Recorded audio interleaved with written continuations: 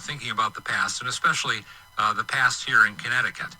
And I want to talk to him as we get going in the show about the way in which bring together and absorb so many different talents and ideas and cultures into one. But the absorption into one is also critical too. That wonderful motto that we have that I haven't heard too much in recent years, e pluribus unum, out of many one, is really what the country's all about. And the only way that I believe America can work, if we see that we are many and that at the same time we can become one. And it's never been an easy process. It's never really been done anywhere else on earth. And if you're not a Spaniard born, I don't think you ever can properly be a part of it as welcoming as the people are once you get to know them. But here in America, we've been absorbing those generations one after another. And it's only in recent years, I think, that program has been questioned. The idea of the unum in e pluribus unum, the idea that we do all want to become one. I did some, and it was interesting to read a book written more than 30 years ago that, to my mind, so completely captured the challenges that we see today. He says, I'll just read a little bit of it, and I'm not going to dwell on Arthur Schlesinger's book today, but it gives me an introduction to some things I want to say. Schlesinger said, the recent apotheosis of ethnicity, black, brown, red, yellow, white, has revived the dismal prospect that in happy melting pot days, Americans thought the Republic was moving safely beyond. That is, a society fragmented into separate ethnic communities. The cult of ethnicity exaggerates differences, intensifies resentments and antagonisms, drives ever deeper the awful wedges between races and nationalities. The end game is self-pity and self-ghettoization. And one of the things that brought this to mind for me was the decision to take down what's known as the Confederate Memorial in Arlington National Cemetery. It was also known as the Reconciliation Memorial when it was put up back in the early part of the 20th century. And a decision was made to make a memorial to embrace the sacrifice of people who saw things differently at the time of the Civil War. I think it's unfortunate that we have stepped away from that. It was placed specifically in an area that was created for the burial of the Confederate soldiers. The decision was made to bring them all together in a circle around this monument. And it was a rather impressive monument. It was a statue of a female figure holding an olive leaf in one hand and the other hand on a plow. The return from warfare back to useful and productive activity is they're leaving the base of the memorial in place with nothing on it, which I think is well, let's say it's at the very least an unattractive option.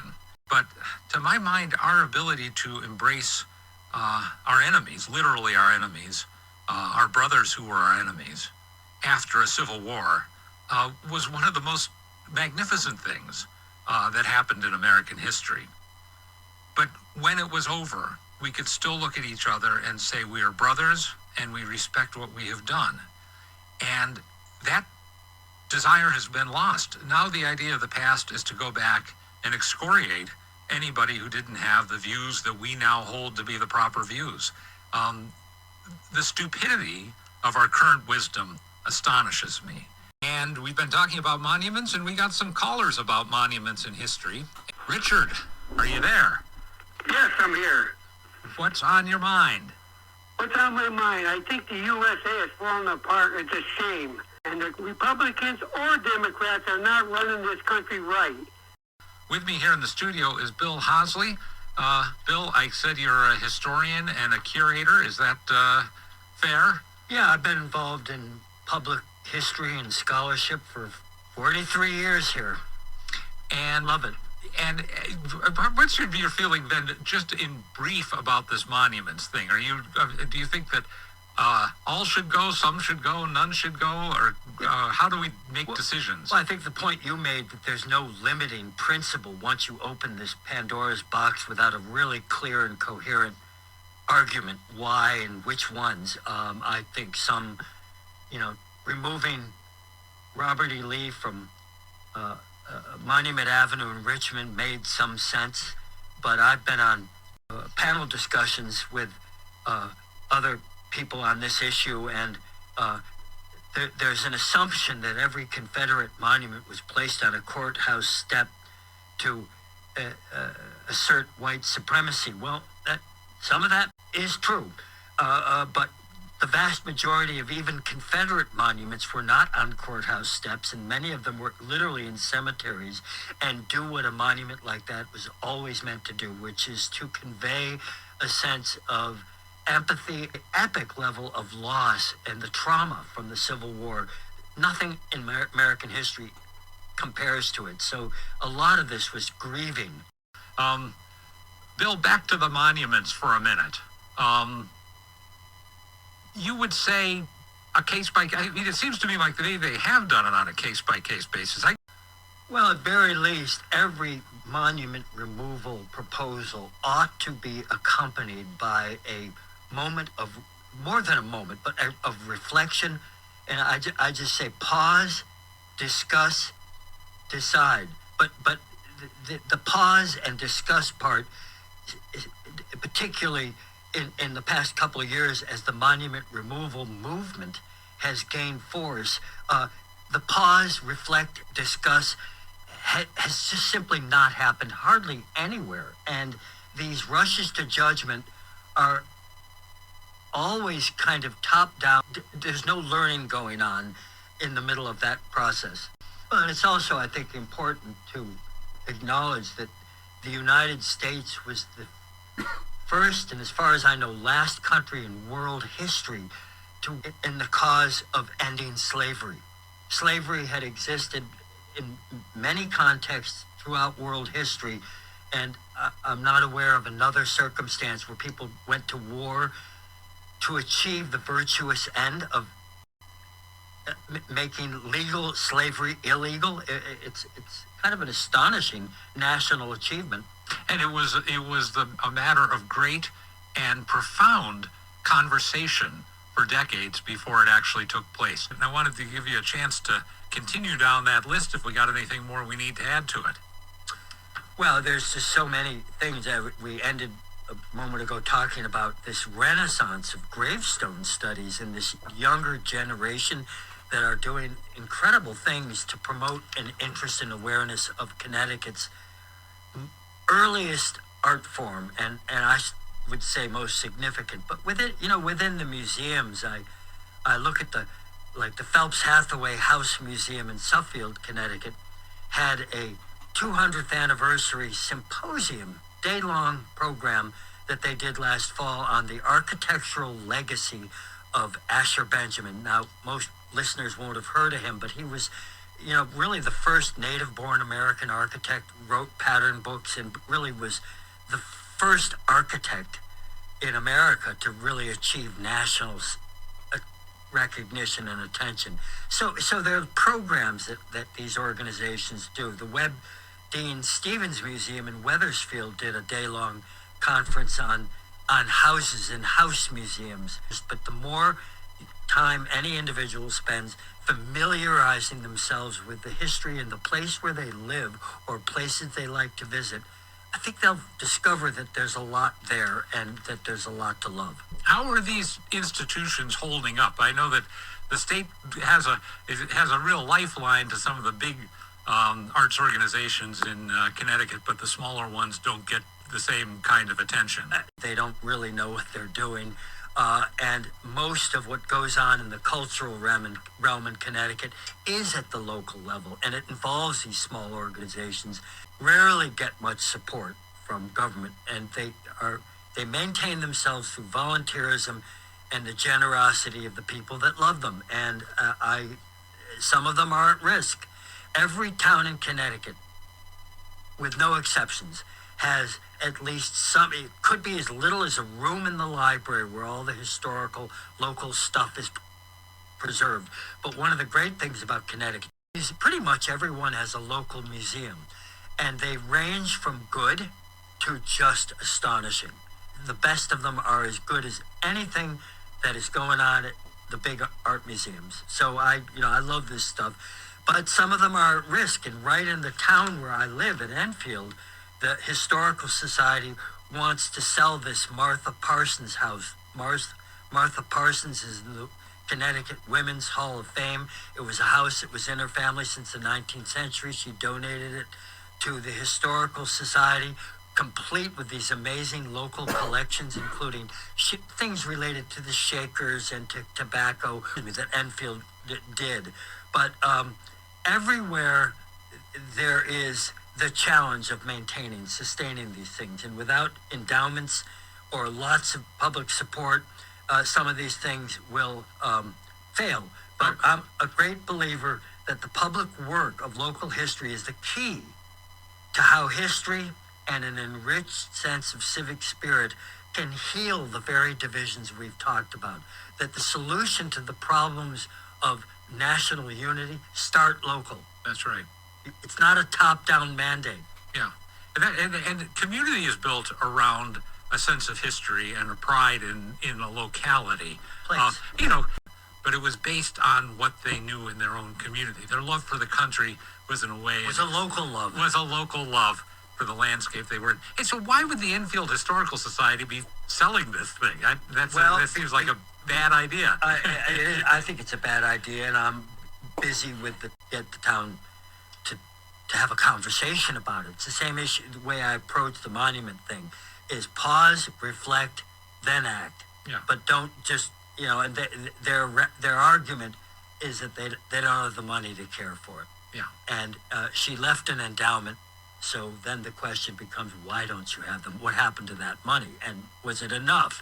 Yeah. Might not have been. But whatever the challenge is, transparency, openness, and a sense of faith and hope should always govern these things. And if it's worth preserving, which we ought to talk about, then it's probably worth it raising some money to help it. Yeah. Hey, incidentally, speaking, when it comes to these Connecticut historical issues, you've got a Facebook page, correct? That I did. The historic Hartford Facebook page is still there, but most of my work on social media today is just through my own Facebook page, which I'm happy to have anybody who's interested in the things that I do. I post stuff under my name, which is Bill Hosley. Hosley. Hosley. And I had several thematic sites, and it became too much work to maintain them. But I do a lot of, I try to keep up things that are going on in the cultural sphere. I mean, I don't restrict, but I'm not going to post pictures of what I had for breakfast. I mean, the things that and the Connecticut Western Reserve, which is the greater Cleveland area, which was settled almost entirely by people from Connecticut. In Litchfield, Connecticut, I apologize. Hey guys, Happy New Year. to you too. I'm an Enfield guy. I grew up there. I now live down here. And I remember that we were taught the history of Hazardville and Enfield and things like Colonel Hazard and the gunpowder factories in the Hollow. And they don't teach that stuff anymore. I think you're right. And if I had a magic wand, of course we need to know some of the outlines of American national history. But I would dramatically shift the balance in the way we teach history from national top-down to local bottom-up, which is to say that, one of the many things about Connecticut that I love is every single chapter of the American experience left a footprint in Connecticut. You don't have to leave Connecticut to address almost every issue over 400 years. And it's fascinating. And I think young people in particular are much more responsive to a story that is close, something they can touch or see. Absolutely. And there's no, I mean, the very fact that this caller is out of state now, but is inspired to call in because he went to an old school, an old building with a name and received that education and is stuck with him after all these years. That's the kind of... Bill, give me your final observations here. Well, the monument removal thing, I've been interested in public sculpture and statuary for 30 years, so I joke about it when the George Floyd event happened and the country went on a rampage against Civil War monuments and other kinds of monuments. It was the first time in my life there had ever been something I was passionate about that suddenly was everyday front page news. And the amount of silliness that you would hear prompted me to get involved more. And I came to the conclusion that with all of these monument removals, almost all of them, the right answer is to pause, discuss, and listen. Before and that vandalism, when people graffiti a monument, that's outrageous. And we really ought to be big enough and adult enough to have serious conversations about not just the present day, but what was going on in the minds of the people that built these monuments. Why were they created in the first place? The fact that they are works of art, often of great distinction, is also part of the point. I mean, again, one of the things I love about Connecticut is almost every town you go to has a Civil War monument, and some of them are incredibly beautiful and interesting, and we ought to be talking about these stories more. So, except that the one monument, the thing that I also got involved with, last I knew, the General Assembly of the state of Connecticut was still planning on removing the statue of John Mason that is on the Capitol, and he was the military leader of the Pequot War in the 1630s, and that is another case where there, in my view, was a rush to judgment, and the pause, discuss, and listen conversation that should accompany any kind of decision like that has yet to happen. The idea that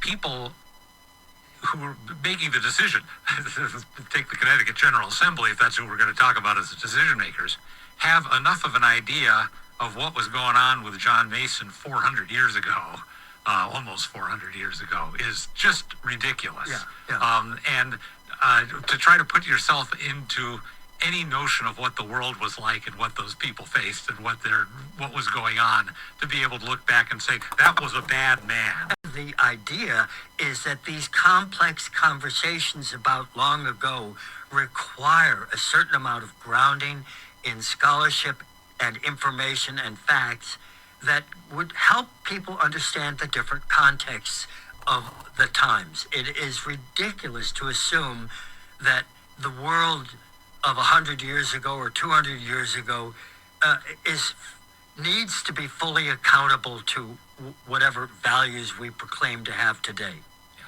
And changes happen. And there also comes a moment where you say a decision was made to honor a person, and to put somebody up on the facade of the Capitol, for instance.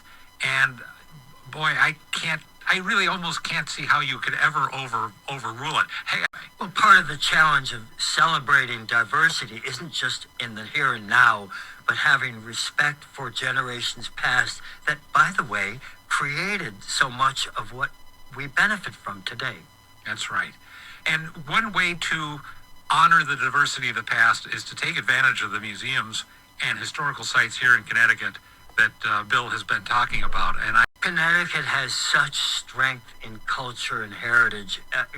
We've been part of the American experience for almost 400 years, and you go in any direction and there are wonderful things to see and learn and do.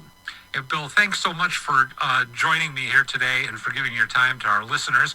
Again, if people want to know more about some of these things, they can find out by going to your Facebook page, which is Bill Hosley, Hosley, right.